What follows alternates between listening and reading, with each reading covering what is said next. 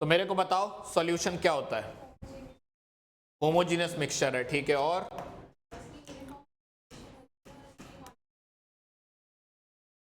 It is a homogeneous mixture किसका?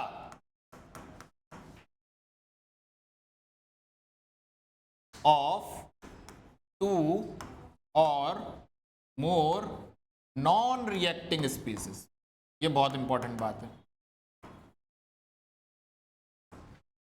Solution is a homogeneous mixture of two or more non-reacting species whose composition can be varied within a certain limits। इसका क्या मतलब है? सबसे पहले solution एक homogeneous mixture होगा। Homogeneous mixture क्या होते हैं ये हमने लास्ट क्लास में कर लिया है। किसका होगा?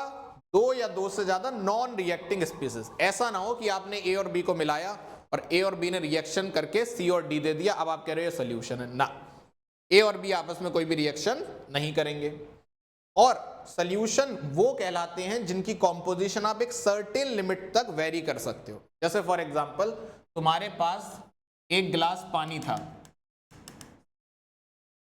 ठीक। अब फॉर एग्जांपल तुम रूम टेम्परेचर पे इसमें let suppose 10 gram sugar dissolve कर सकते हो। तुमने इसमें 5 ग्राम कर दी, ठीक है। अब क्या तुम 2 ग्राम और कर दोगे तो कोई टेंशन होगी? नहीं, ये अब भी क्या सोल्यूशन रहेगा? हाँ। एक और ग्राम कर दो तो भी क्या सोल्यूशन रहेगा? सोल्यूशन रहेगा। तो क्या मैं एक सर्टेन लिमिट्स तक इसकी कॉम्पोजिशन चेंज कर सकता हूं? आप बोलोगे कर सकते हो, लेकिन मैंने कहा मैंने एक बोरा चीनी उठा के इसके अंदर डाल दिया, क्या ये पॉसिबल है? नहीं, ठीक है। तो सॉल्यूशन क्या है? It is a homogeneous mixture of two or more non reacting species whose composition can be varied within a certain limits। अगर सॉल्यूशन दो कंपोनेंट से मिलकर बना है तो जरा लगा देना।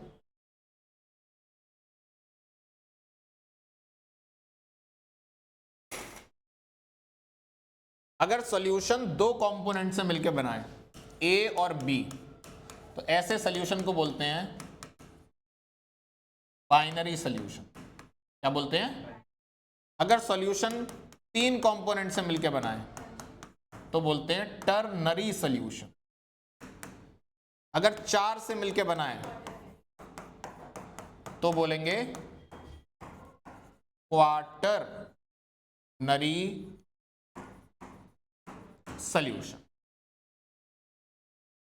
ठीक है।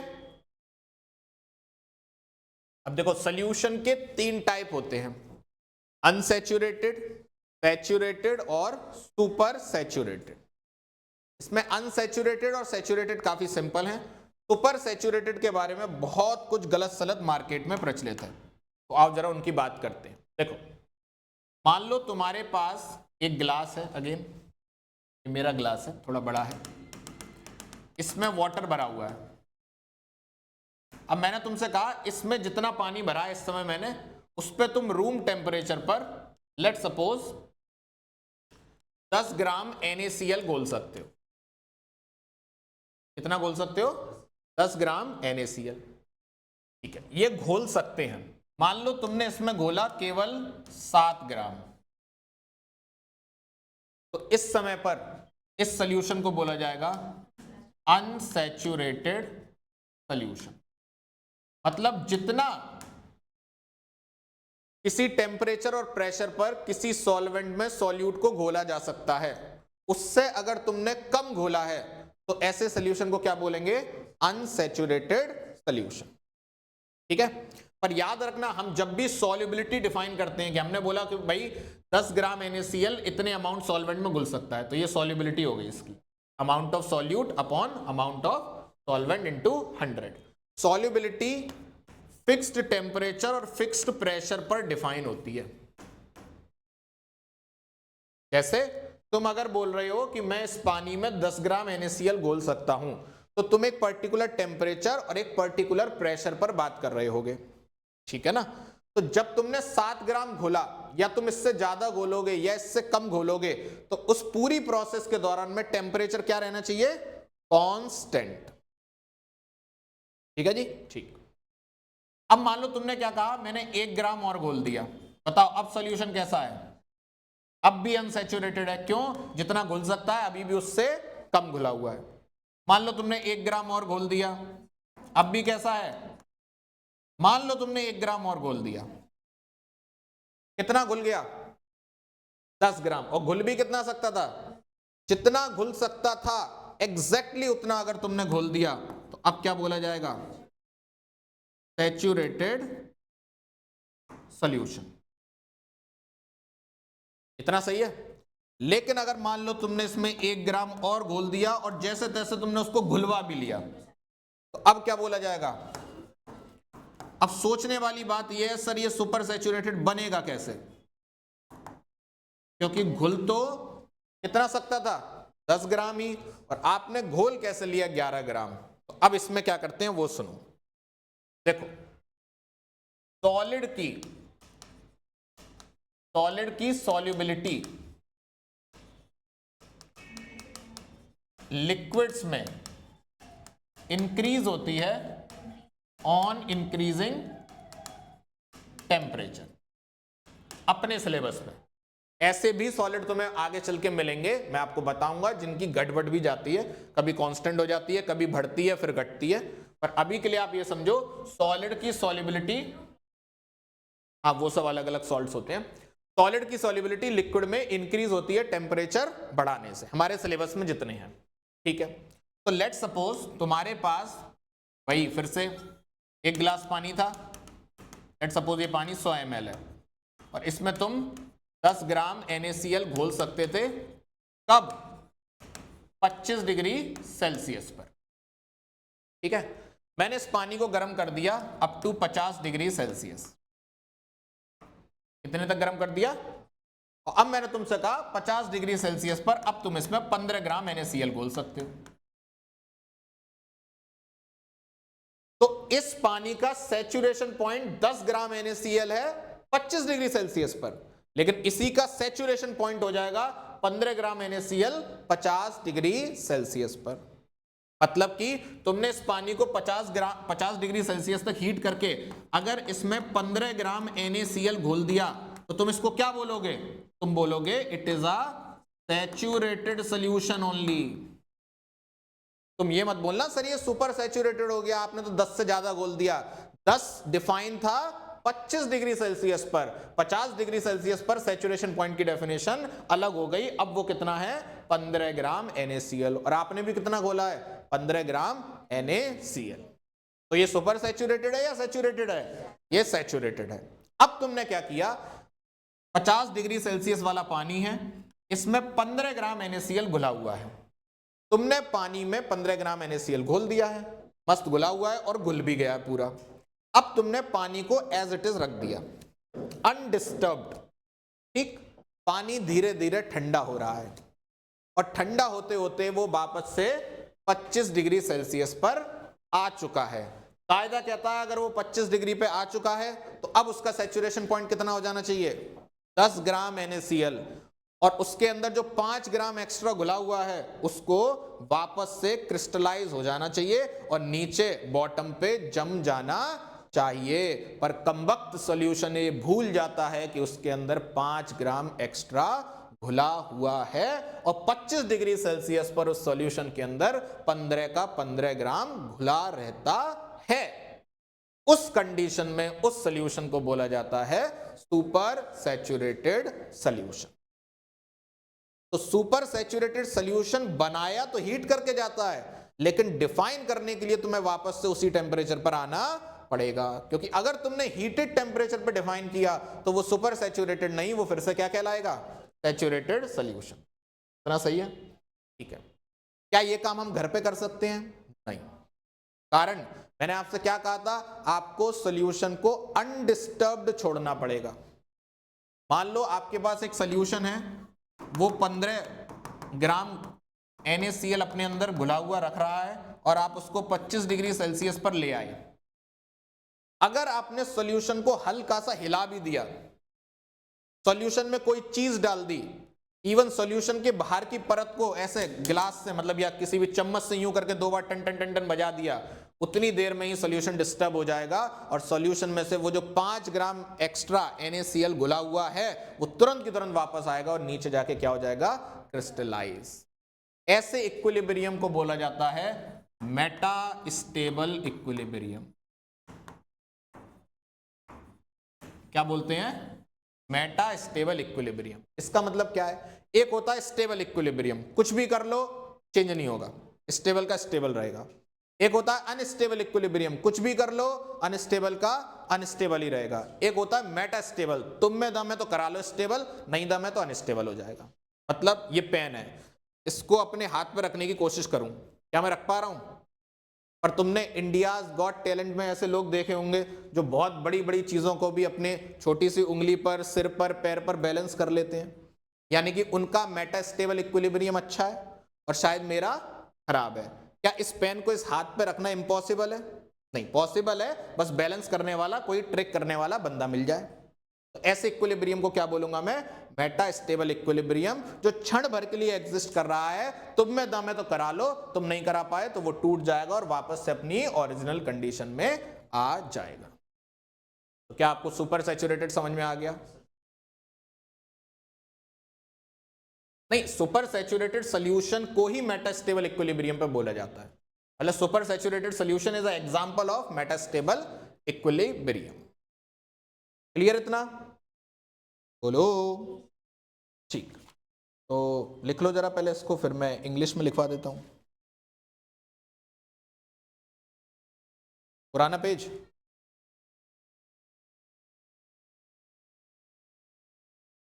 नहीं तो अंग्रेजी में बोल दूं ना एक बार शगुन के लिए।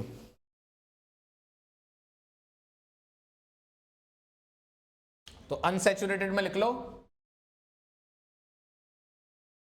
when more amount of solute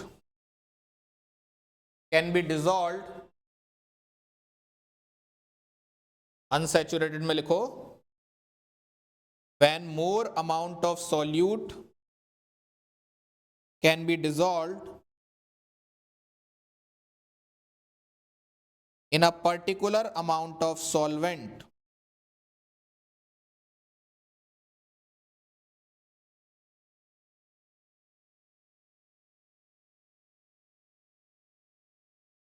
at a particular temperature and pressure,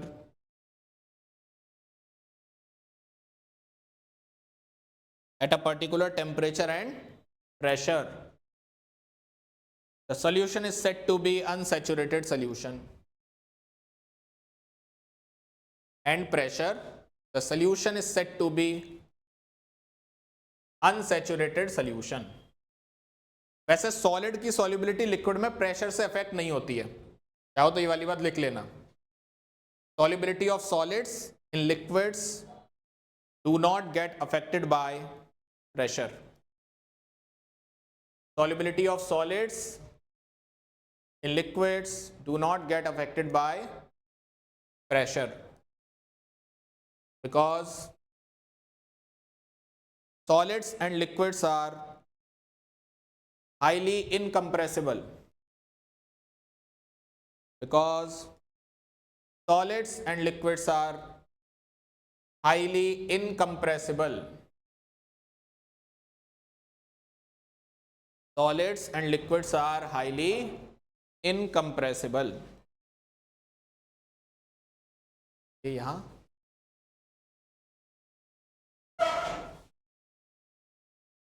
ठीक। दूसरा लिखें saturated solution,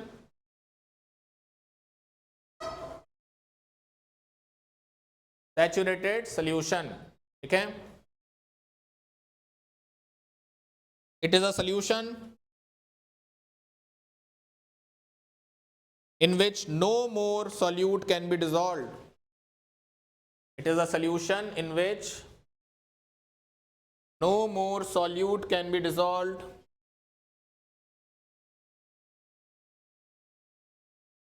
at a particular temperature and pressure. At a particular temperature and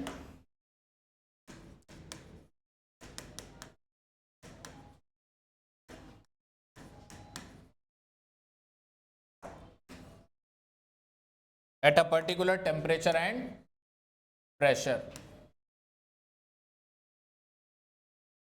अगला पॉइंट लिखो, it is a equilibrium stage. Saturated solution जो होता है वो हमेशा इक्विलिब्रियम स्टेट पर रहता है। इसका क्या मतलब है? लेट सपोज तुम्हारे पास ये जार है, इसमें पानी भरा हुआ है, तुम इसमें 10 ग्राम NaCl घोल सकते थे और तुमने 10 ग्राम ही घोल दिया। अब तुम क्या कर रहे हो, तुम 1 ग्राम ऊपर से और डाल रहे हो। कायदा क्या कहता है? इस 1 ग्राम को घुलना नहीं चाहिए और इस 1 ग्राम को पूरा का पूरा बॉटम पे बैठ जाना चाहिए। पर होता क्या है एक्चुअल में, घुली हुई चीज में से क्रिस्टलाइन होके वापस आता है और क्रिस्टलाइन चीज में से घुलने वापस चला जाता है। मतलब जो तुमने ये 1 ग्राम डाला, क्या ये एज इट इज नीचे जाके बैठ जाएगा? नहीं, तुम बोलोगे इस 1 ग्राम में से कुछ पार्ट घुलेगा और जो घुला हुआ पार्ट है उसमें से उतना ही पार्ट जितना इसमें से घुला है वो वापस आ जाएगा। तो एक्चुअल में क्या ये 1 ग्राम घुला नहीं, ये घुला, पर जो तुमने घोल के रख रखा था पहले से उसमें से कुछ पार्ट वापस आ गया, तो तुम्हें ऐसा लगा कि नेट नेट कुछ भी डिसॉल्व नहीं हुआ है। एक्चुअल में क्या चल रहा था, जितना आगे जा रही थी रिएक्शन उतनी पीछे आ रही थी। इसका मतलब रेट ऑफ डिसोल्यूशन, घुलने का रेट बराबर था रेट ऑफ क्रिस्टलाइजेशन की।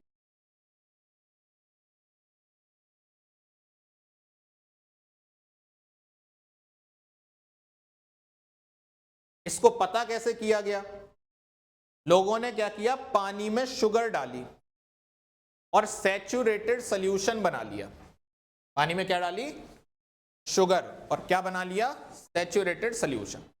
अब जितनी शुगर घुल सकती थी उतनी घुली हुई है उसके अंदर। फिर क्या किया गया, बाहर से एक्स्ट्रा रेडियो एक्टिव शुगर डाली गई।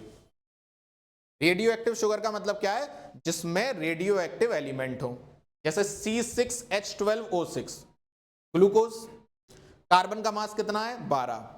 लेकिन अगर मैं C6H12O6 ही बनाऊं लेकिन कार्बन ले लूं कार्बन 14, तो अब कार्बन 14 रेडियो एक्टिव है, तो उसके द्वारा जो शुगर बनेगी वो भी कैसी होगी?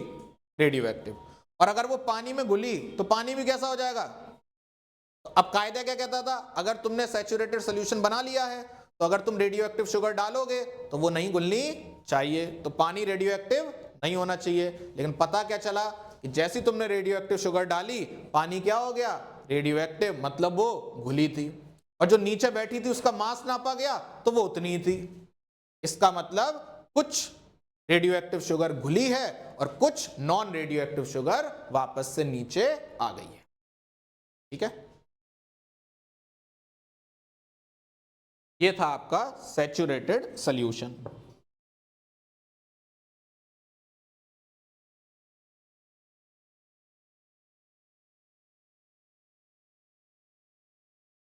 अगला लिखिए सुपर सैचुरेटेड सॉल्यूशन। क्या हुआ, क्यों मुस्कुरा रहे हो?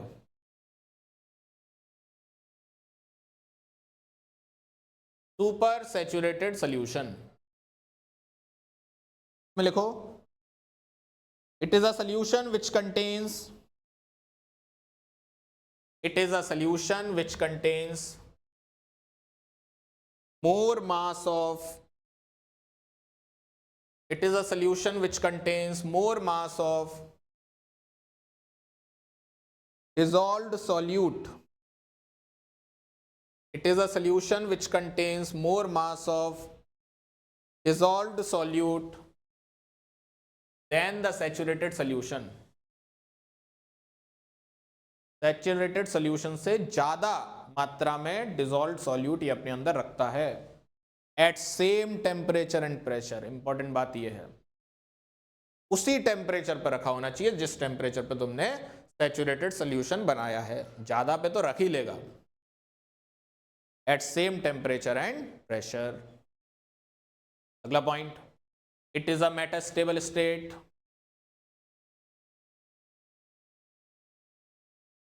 It is a metastable state. Next, it is prepared in a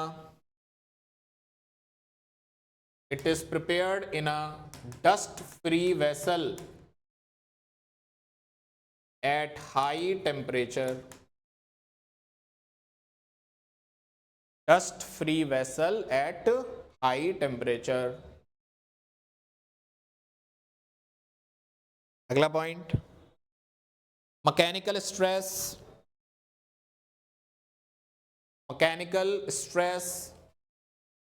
such as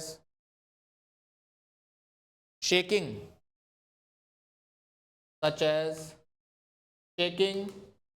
or addition of solute,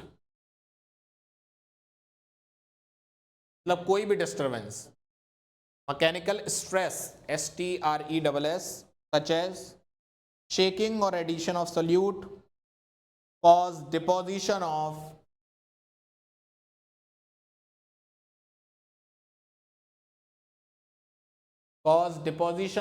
extra dissolved part.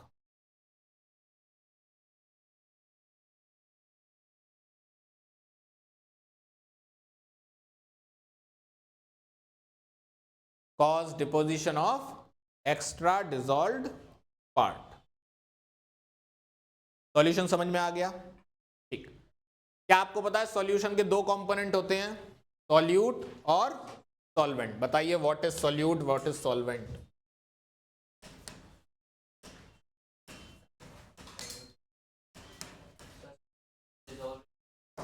Solute which is dissolved in solvent, बहुत बढ़िया। और वाह, बहुत बढ़िया। राम का घर कहाँ है? श्याम के सामने। श्याम का घर कहाँ है? राम के सामने। दोनों का घर कहाँ है? आमने सामने। सॉल्यूट में फेस चेंज होता है, सॉल्वेंट में फेस चेंज नहीं होता। देखिए पहले आपकी डेफिनेशन पे आते हैं। पानी में चीनी घोली, कौन सॉल्यूट? मतलब पानी में चीनी डाली, कौन सॉल्यूट? चीनी में पानी डाला, अब कौन सॉल्यूट? बोलो भाई। सॉल्यूट दोनों केस में क्या है? चीनी। और सॉल्वेंट दोनों केस में क्या है? तो सॉल्यूट की डेफिनेशन है विच चेंज इट्स फेज, जो अपनी फिजिकल स्टेट को बदल ले या जो अपने फेज को बदल ले, तो क्या बोलते हैं? सॉल्यूट। पानी में दारू मिलाई, अब दोनों लिक्विड हैं, अब कैसे पता करेंगे? तो if phase is same,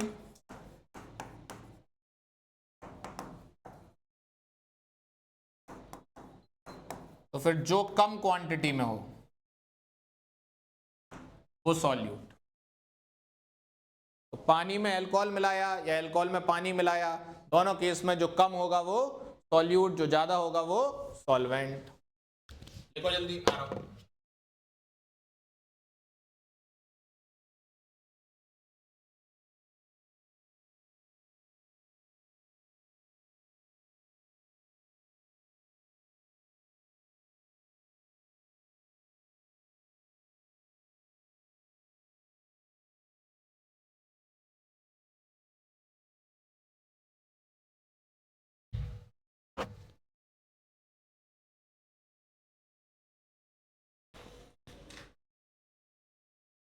done. Solvent में अब आप लिख लो उल्टा इसका, जिसका फेस चेंज ना हो वो सॉल्वेंट, और जब फेस सेम हो तो जो ज्यादा क्वांटिटी में हो वो सॉल्वेंट।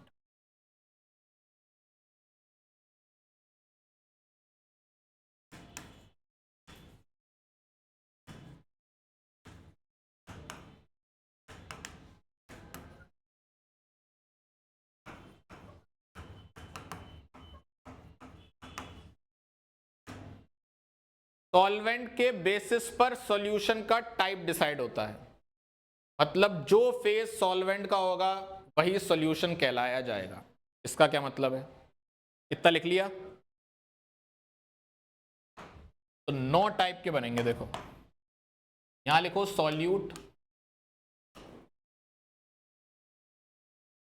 यहां लिखो सॉल्वेंट, यहां लिखो सॉल्यूशन, यहां लिखो example.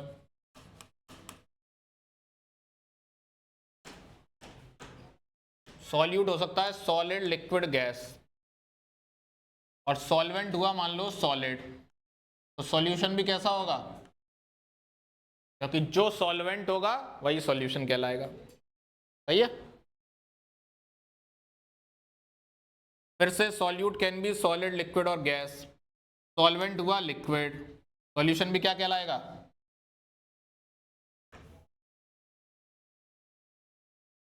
Solute can be solid, liquid, gas. Solvent हुआ गैस, सॉल्यूशन भी क्या कहलाएगा, गैस।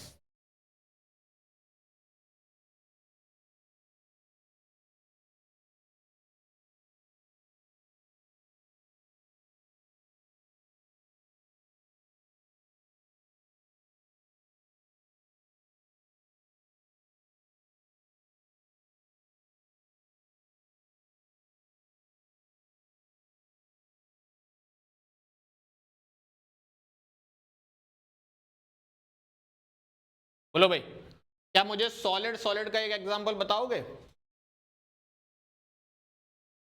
जिसमें सॉल्यूट भी सॉलिड हो और सॉल्वेंट भी सॉलिड हो? अलॉय। अलॉय क्या होती है भाई, दो मेटल का मिक्सचर, और मेटल्स क्या होती हैं, सॉलिड्स एट रूम टेम्परेचर। तो एक अलॉय, एक मेटल में दूसरी मेटल मिलाओ, क्या बन जाएगी, alloy. Alloys are homogenous mixture having solute solid, solvent solid, and it is a type of solid solution. लेकिन एक मेटल ऐसी है जो रूम टेम्परेचर पर क्या होती है, लिक्विड। कौन है वो, तो मरकरी का अगर किसी मेटल के साथ अलॉय बना तो उसको बोलेंगे अमलगम, और उसमें सॉल्यूट होगी मरकरी, सॉल्वेंट होगा सॉलिड, क्योंकि बाकी मेटल क्या होती हैं, सॉलिड। तो ऐसे सॉल्यूशन किस में चले जाएंगे, सॉलिड सॉल्यूशन ही कहलाएंगे, लेकिन इसमें सॉल्यूट होगा लिक्विड और सॉल्वेंट होगा सॉलिड। तो इसमें लिख सकते हो अमलगम। लेकिन तीन मेटल हैं FeCO, Ni, ये अमलगम नहीं बनाते हैं।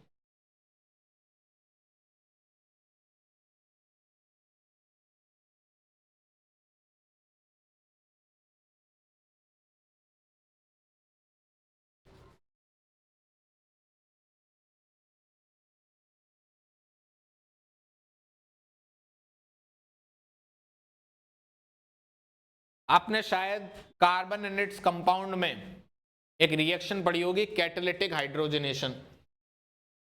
एल्कीन पर हाइड्रोजन ऐड हो जाती है और वो एल्केन बन जाता है। नहीं पता तो देख लो। जैसे अगर आपके पास कोई एल्कीन है,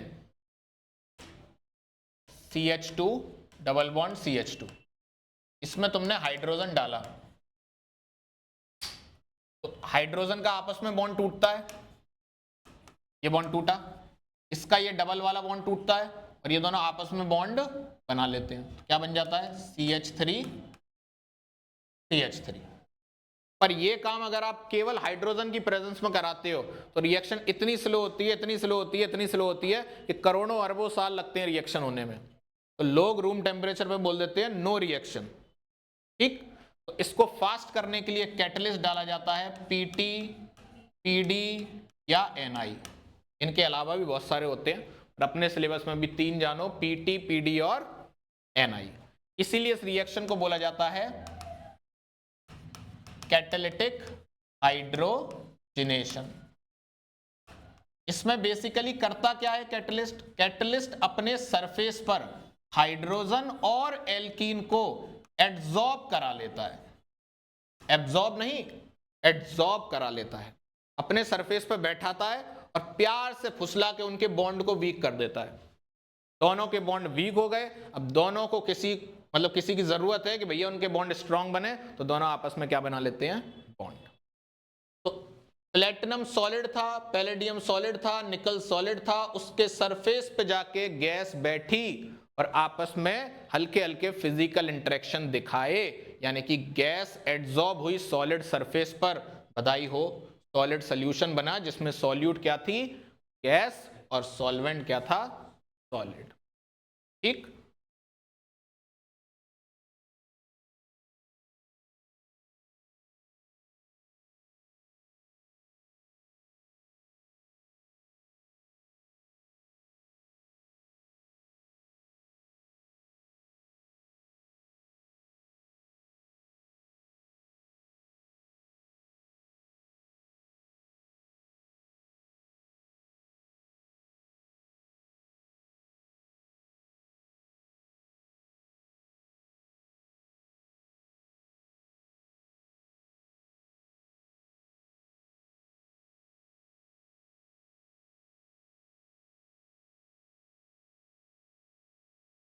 क्लियर है?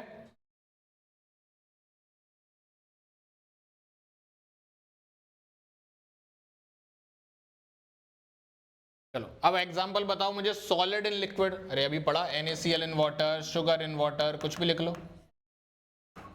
Liquid in liquid, alcohol in water. बोलो भाई। Gas in liquid, dissolve oxygen का नाम सुना होगा आपने, है ना। O2 in water.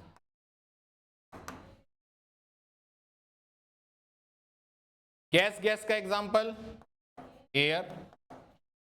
Air is a homogeneous mixture of gases. Liquid in air बताओ, इसका एग्जांपल याद रखना, क्लोरोफॉर्म इन N2 गैस। ये कैसे बनता है आप हायर क्लासेस में सीख जाओगे। CHCl3, क्लोरोफॉर्म इन N2 गैस। ना ना कोई रिएक्शन नहीं हो, N2 इनर्ट गैस होती है। रिएक्शन हो गई तो सॉल्यूशन ही नहीं बनाना। CHCl3 chloroform.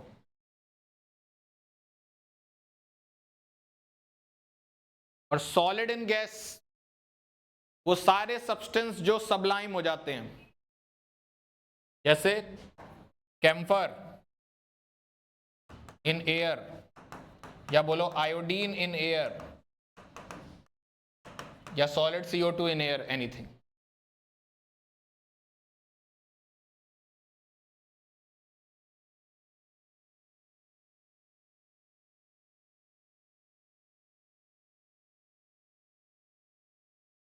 अगर मैं एक स्टेटमेंट बोलूं, अ saturated solution becomes unsaturated on heating, true और फॉल्स?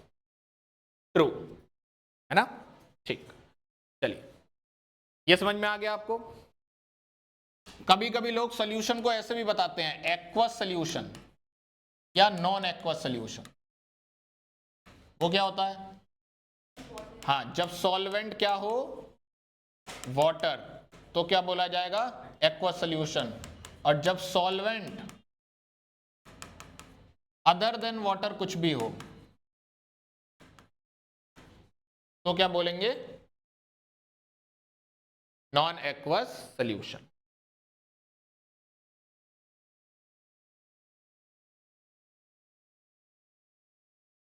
ठीक है जी। फिर दो टर्म और आते हैं, कंसंट्रेटेड सोल्यूशन और डाइल्यूट सोल्यूशन। बताओ भाई। जब सॉल्यूट की क्वांटिटी हाई हो तो हम क्या बोलेंगे? कॉन्सेंट्रेटेड। और जब सॉल्यूट की क्वांटिटी कम हो तो हम क्या बोलेंगे? Dilute solution. तो ये सब टर्म्स हैं, इनको याद रखिएगा आप। कंसंट्रेशन टर्म्स हम ऑलरेडी डिस्कस कर चुके हैं सारे, है ना, उसका लेक्चर भी डला हुआ है।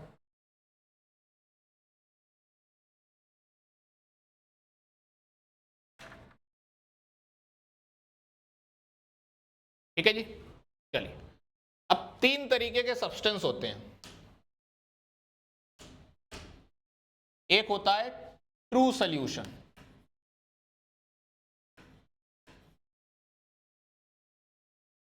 एक होते हैं कॉलॉइड्स, और एक होते हैं सस्पेंशंस। और यहां लिख लेते हैं इनकी प्रॉपर्टीज। तो आपके पास कोई भी किताब हो उसमें एक टेबल बनी होगी, उसी टेबल को आइए छाप लेते हैं जरा। देखिए इसमें पहली चीज आती है पार्टिकल साइज। तो पार्टिकल साइज जो होता है वो होता है लेस देन 1 नैनोमीटर। 1 नैनोमीटर का मतलब क्या हो गया, 10 पे पावर -9 मीटर बोलो चाहे 10 पे पावर -7 सेंटीमीटर बोलो, उससे क्या होना चाहिए, कम होना चाहिए।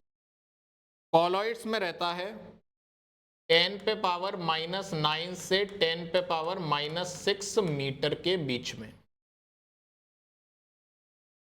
और यहां रहता है ग्रेटर देन 10 पे पावर -7 मीटर। अब ये अलग अलग किताबों में अलग अलग वैल्यूज मिलती हैं, मोटा मोटा रफली यही चलता है। जैसे किसी में यहाँ 10 पावर 7 मिल सकता है, किसी में वहां 10 पावर -6 मिल सकता है, तो वो सब ठीक माना जाता है।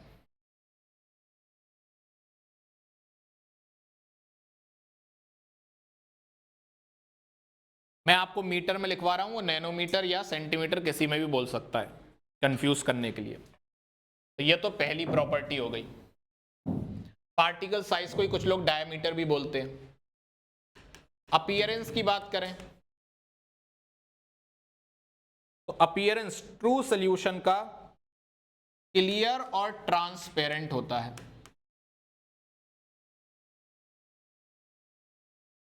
लेकिन कॉलॉइड्स का ट्रांसल्यूसेंट होता है, और सस्पेंशन के आर पार तो आप देख ही नहीं सकते, ओपेक होता है।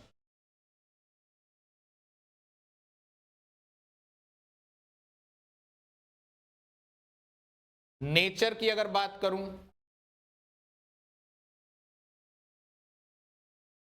तो ये है होमोजीनस और ये दोनों हैं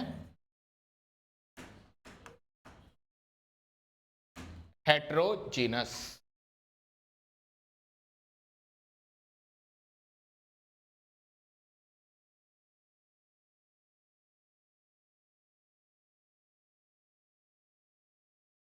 फिल्टर एबिलिटी की बात करूं तो ट्रू सॉल्यूशन के पार्टिकल, जैसे फॉर एग्जांपल तुम्हारे पास पानी में चीनी घुली हुई है, और उस पानी को फिल्टर पेपर में डालो, तो क्या चीनी ऊपर बैठ जाती है, नहीं, पास हो जाती है ना, तो हम बोलेंगे pass through all filter paper, अच्छे वाले भी और नॉर्मल वाले भी।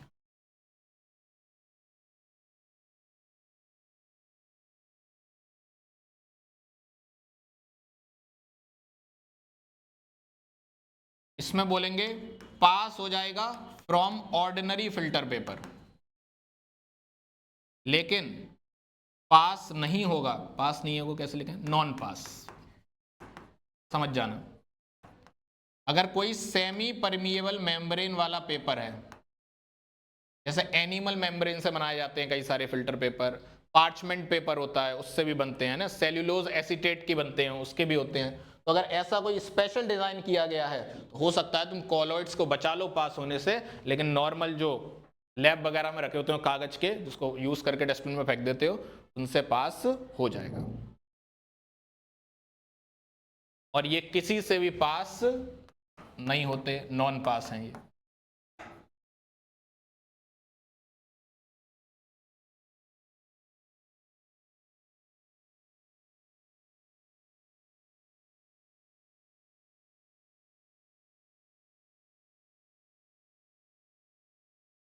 सेटलिंग की बात करें अगर, तो क्या ऐसा होता है कि तुमने शुगर सोल्यूशन को ऐसे ही रख दिया तो थोड़ी देर बाद चीनी नीचे बैठ जाए, नहीं, तो डू नॉट सेटल, ये स्टेबल होते हैं, डू नॉट सेटल। ठीक, ये भी डू नॉट सेटल, पर इनको सेटल कराया जा सकता है, कैन बी सेटल्ड बाई, अभी टेक्निक्स पढ़ेंगे, सेंट्रीफ्यूगेशन।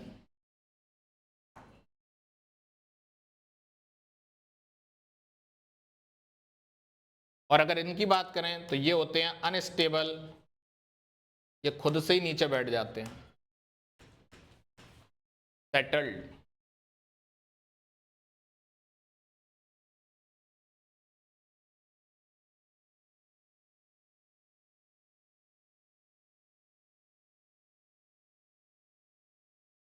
विजिबिलिटी की बात करूं,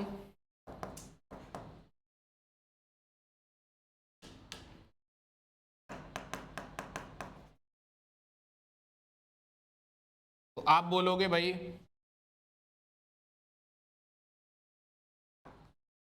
can't be seen bye naked eye और माइक्रोस्कोप। ना नेकेड आई से देख सकते हो, ना ही माइक्रोस्कोप से देख सकते हो। कॉलॉइड को नेकेड आई से नहीं देख सकते, लेकिन माइक्रोस्कोप से देख सकते हैं, और इनको नेकेड आई से ही देख लोगे। और लास्ट है आपका टिंडल इफेक्ट।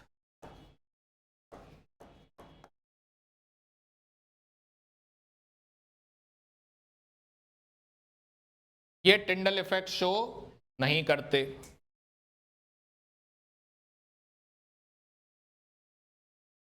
ये टिंडल इफेक्ट शो करते हैं, और इसमें मे बी ऑब्जर्व। अब ये टिंडल इफेक्ट क्या है उसको लिखो। ये आपकी टेबल कंप्लीट हो गई है। अब हम आपको टिंडल इफेक्ट बता देते हैं क्या होता है।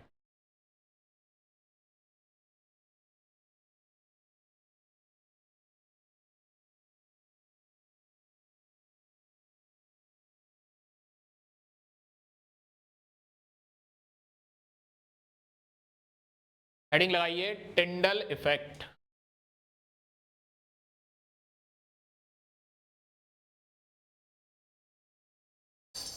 लिखिए the scattering of a beam of light, the scattering of a beam of light by colloidal particles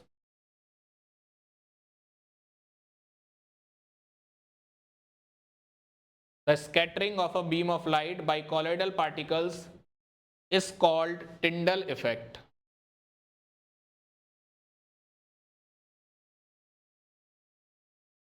The scattering of a beam of light by colloidal particles is called Tyndall effect. Due to scattering of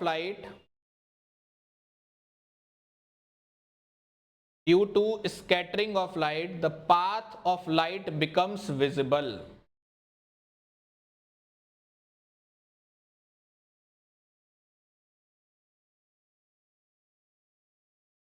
The path of light becomes visible.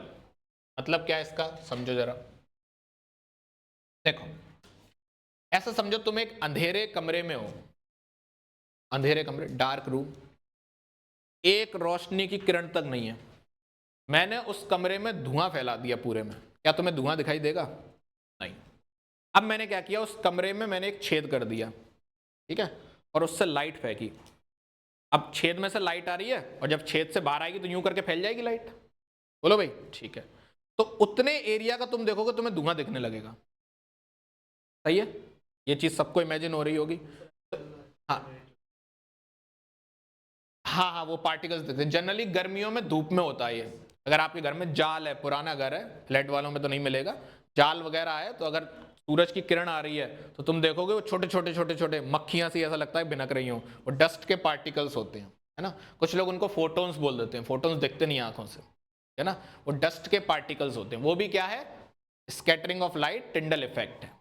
तो basically क्या होता है, जैसे आपके पास solution है, तुमने यहां से टॉर्च से लाइट मारी, लाइट आ रही है, तो तुम देखोगे लाइट यहां से यहां तो पास होगी, पर बीच में उसका कलर विजिबल हो जाएगा या उसका पाथ विजिबल हो जाएगा अगर सॉल्यूशन कैसा है, कॉलॉइडल है, और विजिबल नहीं होगा अगर ट्रू सॉल्यूशन है। कांच के गिलास में पानी ले लेना, पानी में शुगर घोल लेना, और टॉर्च जलाना अंधेरे रूम में, तुम देखोगे गिलास के अंदर तुम्हें लाइट दिखाई नहीं देगी, क्योंकि वो क्या है, ट्रू सॉल्यूशन, ठीक है ना।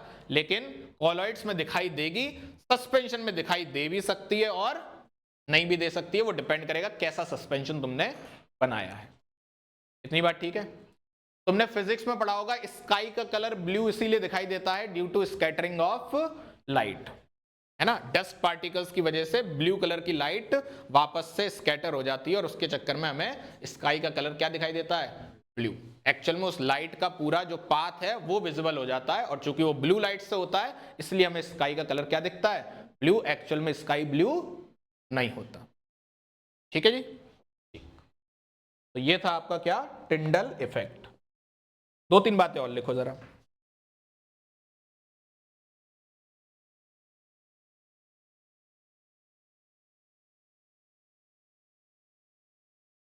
लिखो ब्राउनियन मोशन। ब्राउनियन साइंटिस्ट का नाम है।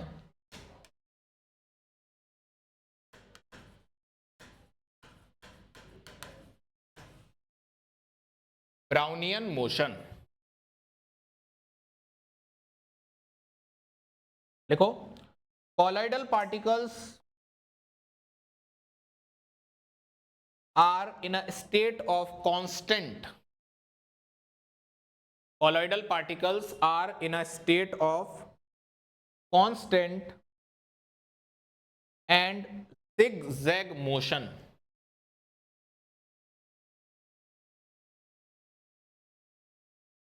zigzag motion कैसा होता है, यहां से गया यहां, यहां से गया यहां, यहां से गया यहां, यहां से गया यहां, यहां से गया यहां, यहां से गया यहां, ये zigzag motion है। बड़ा खतरनाक है, हाँ ये तो है। तो दो बातें लिखी हैं, कांस्टेंट और जिगजैग मोशन, यानी कि हमेशा मोशन में रहेंगे। और कैसे मोशन में रहेंगे, जिगजैग। अच्छा एक बात अगर आप नोटिस कर पा रहे हो, एक पॉइंट से लेकर दूसरे पॉइंट तक मोशन स्ट्रेट लाइन है। मैं पूरा मोशन नहीं कह रहा हूं, इस पॉइंट से इस पॉइंट तक स्ट्रेट लाइन, इस पॉइंट से इस पॉइंट तक स्ट्रेट लाइन, इस पॉइंट से इस पॉइंट तक। ये भी याद रखना, between two collisions molecules travel in a straight line. अच्छा ये जिगजैग मोशन है किसकी वजह से, कांस्टेंट कॉलिजन की वजह से, due to constant and random collision. कोई भी आके किसी को भी धक्का मार दे रहा है।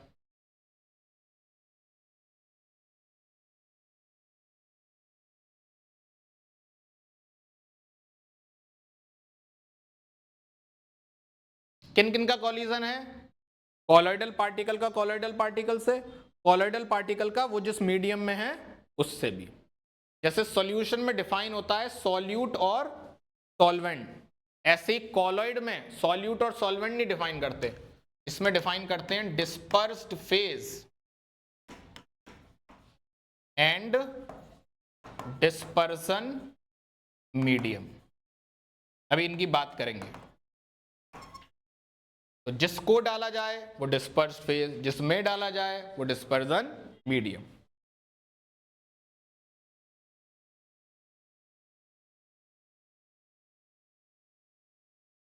लिखा है इतना, तो लिख लो अगले पॉइंट में।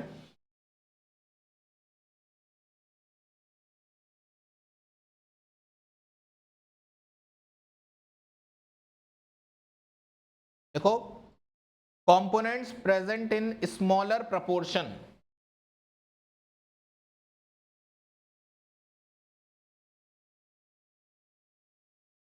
is called dispersed phase, dp। components present in small proportion are called dp, dispersed phase, and components present in larger proportions are called dm, dispersion medium।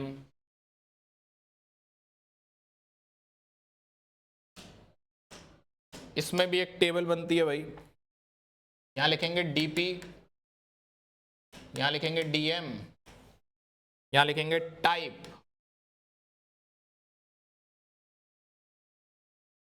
और यहां लिख लेंगे एग्जाम्पल। ये टेबल जरूर रट लेना, एंट्रेंस में आए दिन आ रही है ये। दोनों सॉलिड, एक सॉलिड एक लिक्विड, एक सॉलिड एक गैस,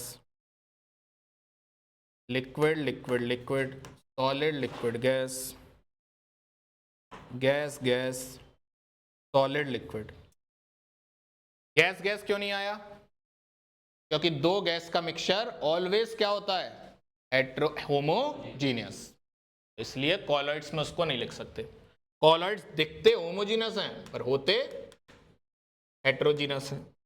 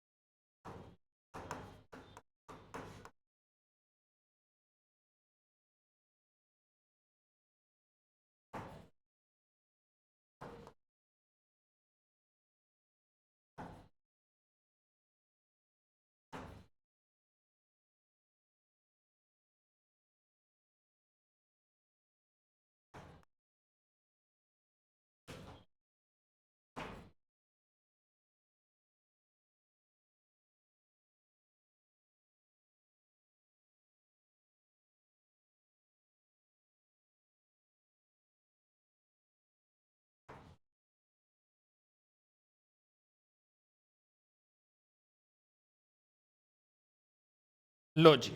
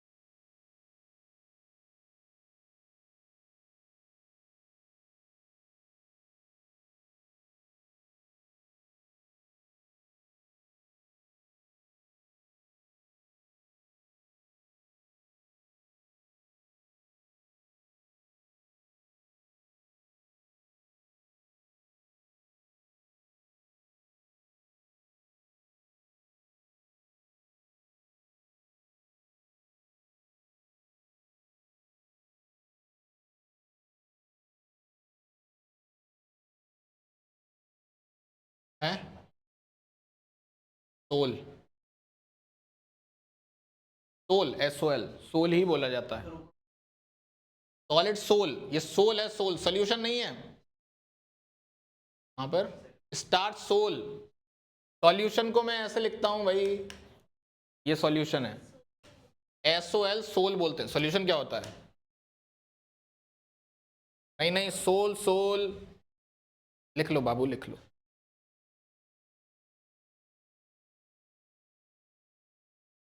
सब जगह सोल लिखा हुआ है, कहीं भी सॉल्यूशन नहीं लिखा है।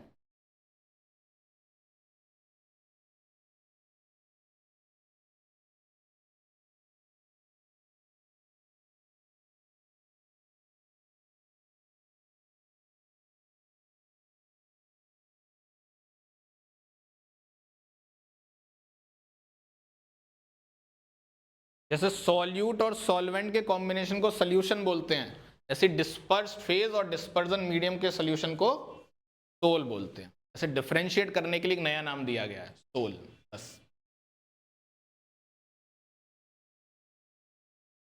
वो आत्मा मत समझना, SOUL। वो जूतों का सोल भी मत समझना, ये अलग सोल है।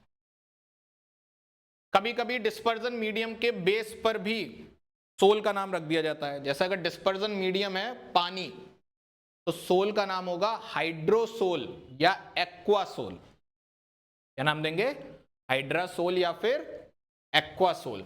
अगर मान लो डिस्पर्जन मीडियम है एल्कोहल, तो नाम होगा एल्कोसोल। क्या नाम होगा? एल्कोसोल। बेंजीन है तो क्या नाम दोगे? बेंजोसोल। ऐसी गैस के लिए बोलते हैं एरोसोल्स। एरोसोल्स सुने होंगे तुम लोगों ने।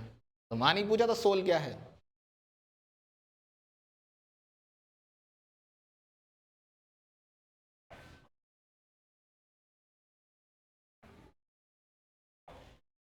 लिख लिया?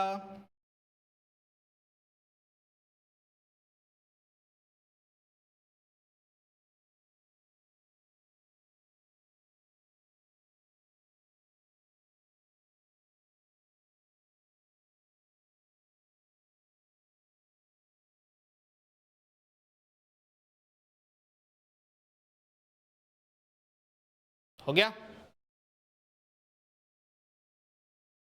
हो भी नहीं पाएगा तुम्हारा।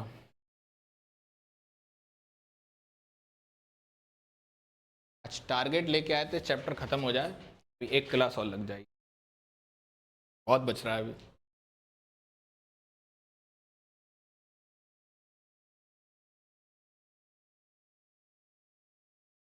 लिख लिया? चलें आगे। तो हेडिंग लगाओ कोगुलेशन।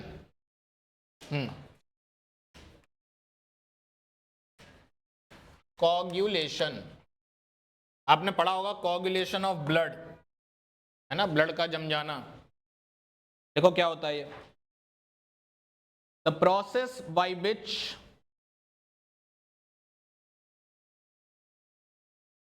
कॉलॉइड पार्टिकल्स को अलग करने के लिए दो टेक्निक्स हैं, कोगुलेशन और इलेक्ट्रोफोरेसिस। पहले कोगुलेशन बता रहा हूं, लिखो। The process by which the colloidal particles are separated, the process by which the colloidal particles are separated by addition of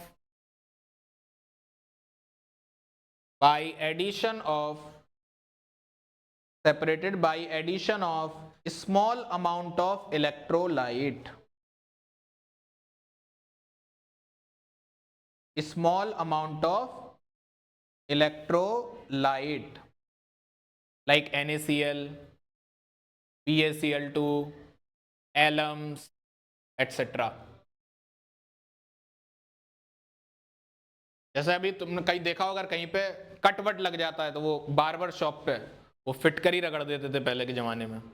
आज भी अगर तुम्हारे घर में दादा बाबा वगैरह हों, है ना, पुराने लोग जो घर में शेविंग कर लेते हैं, उनकी एक शेविंग किट होती है, हमारे घर में तो है, तो उसमें क्या कहते हैं, फिटकरी रखी रहती है। जैसे मान लो कहीं पर भी अगर शेव करते समय कट लग गया तो तुरंत वहाँ पे क्या करते हैं, फिटकरी रगड़ लेते हैं। कारण, फिटकरी इज अ इलेक्ट्रोलाइट, वो कोगुलेशन ऑफ ब्लड कर देती है, because blood is a colloid. ठीक है, तो क्या बोलते हैं, कोगुलेशन। अब कोगुलेटिंग पावर होती है एक, क्या होती है, कोगुलेटिंग पावर, इसी को बोलते हैं फ्लोक्यूलेटिंग पावर।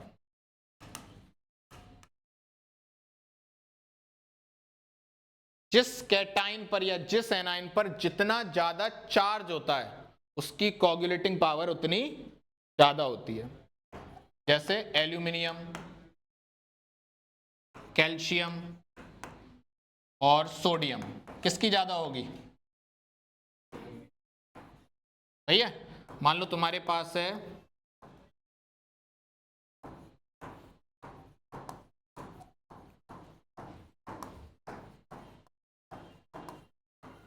किसकी ज्यादा होगी? जिस पर जितना ज्यादा चार्ज उसकी कोगुलेटिंग या फ्लोकुलेटिंग पावर उतनी ज्यादा। और इसको बताने वाले साइंटिस्ट का नाम था Hardy Sandhu, Hardy schools rule.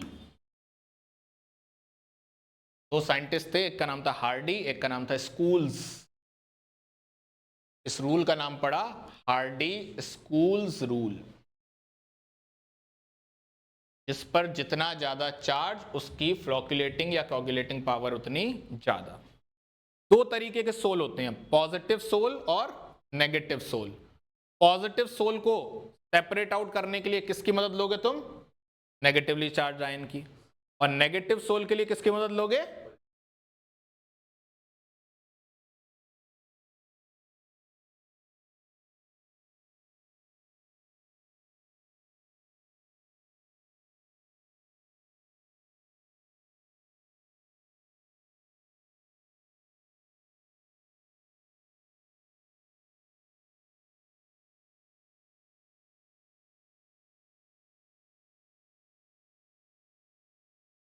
अच्छा, सस्पेंशन का कोई एग्जांपल पूछे तो क्या बोलोगे?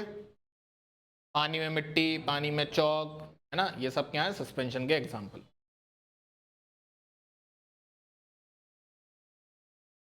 दूसरा लिखो इलेक्ट्रोफोरेसिस।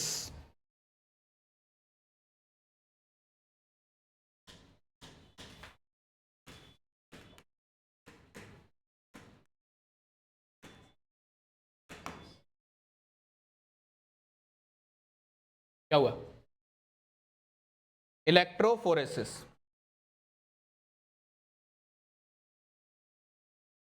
इसमें लिखो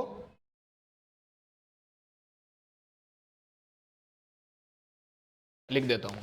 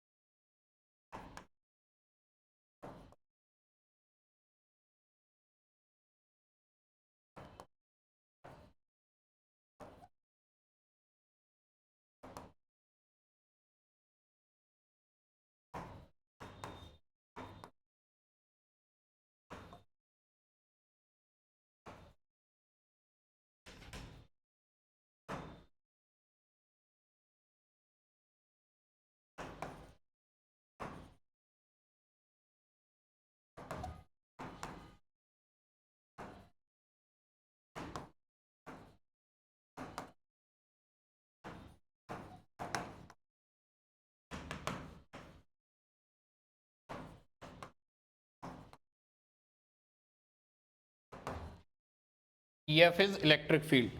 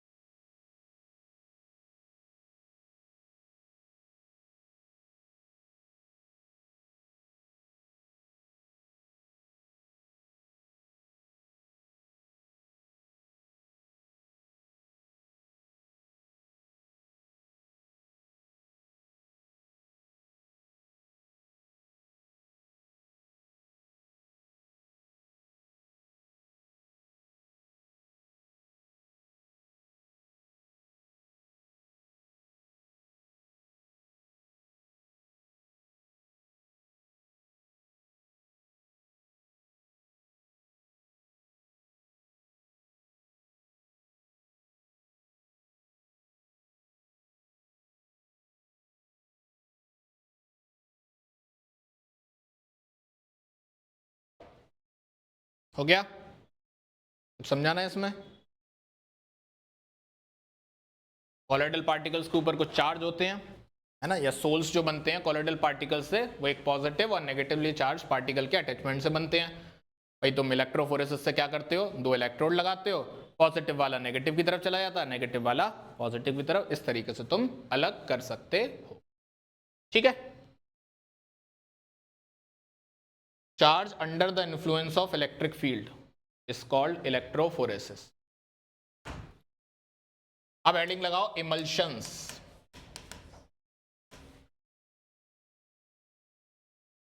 टाइम है अभी। इमल्शंस, इमल्शन देखो अभी हम लोगों ने देखा इमल्शन है क्या, ये रहा। When dP is also liquid and dm is also liquid, then the colloid is a type of emulsion. अब emulsion दो तरीके के होते हैं, oil in water and water in oil. क्या हो गया? ऑयल इन वाटर में लिखो, जब ऑयल क्या होगा, dP, और वाटर क्या होगा, dm। बोलो मैं क्या करूं इसमें, मैं उठाऊं? गुड। और जब वाटर क्या हो, dP, और ऑयल क्या हो, dm, अब क्या बोलेंगे, water in oil emulsion.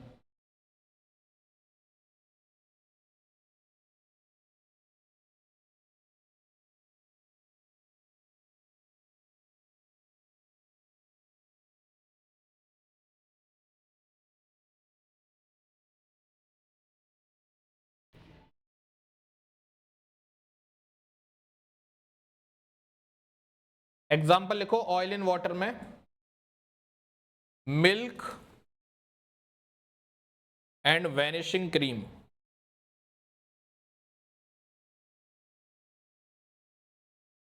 Milk and vanishing, VANISHING।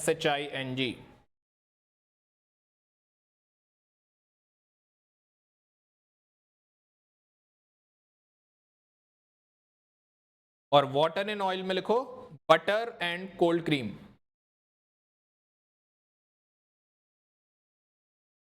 Butter and cold cream, cold cold सर्दियों वाली क्रीम, यामी गौतम जिसका ऐड करती है।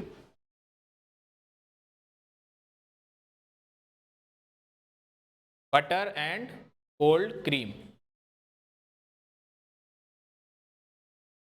अगला पॉइंट लिखो, the process of making emulsion is called emulsification.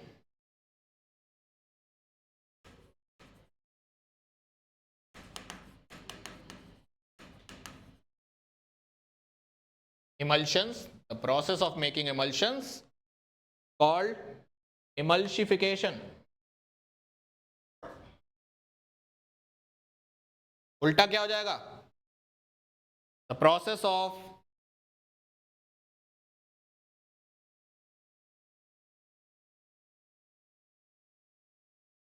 separation of emulsion into its constituent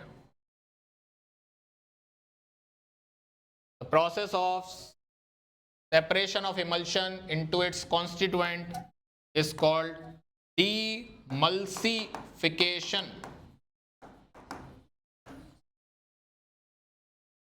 process of separating the emulsion into its constituent. एक copy हम मंगा देंगे, इतनी क्या कंजूसी है।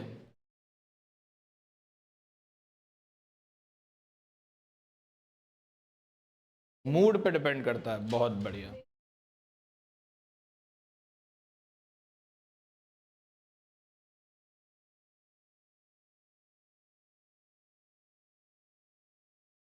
इमल्शंस को स्टेबल करने के लिए कुछ इमल्सिफाइंग एजेंट्स डाले जाते हैं। क्या डाले जाते हैं? इनको बोला जाता है इमल्सिफायर्स। क्या बोला जाता है? इमल्सिफायर्स। हाँ, ये वही होते हैं जो उनको स्टेबल करने के लिए डाले जाते हैं। लिखो कौन कौन से होते हैं ये। सोप्स, डिटर्जेंट्स, साबुन, detergents, soaps, detergents, proteins, gums,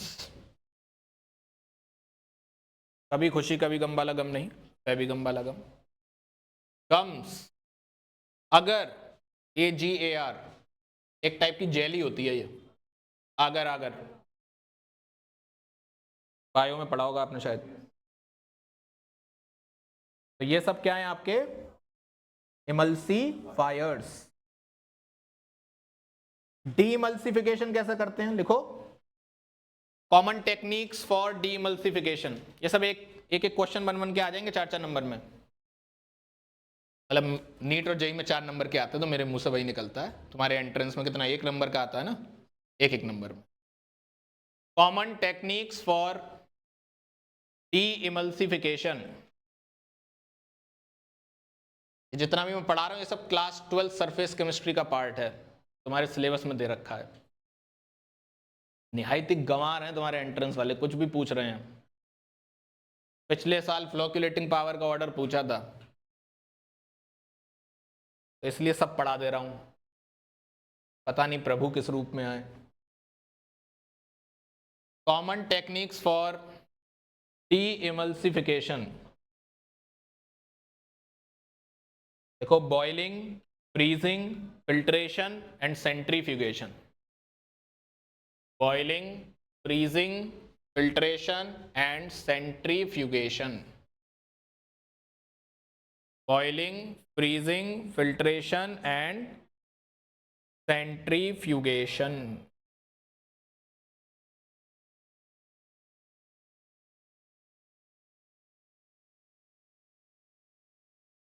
ठीक है जी।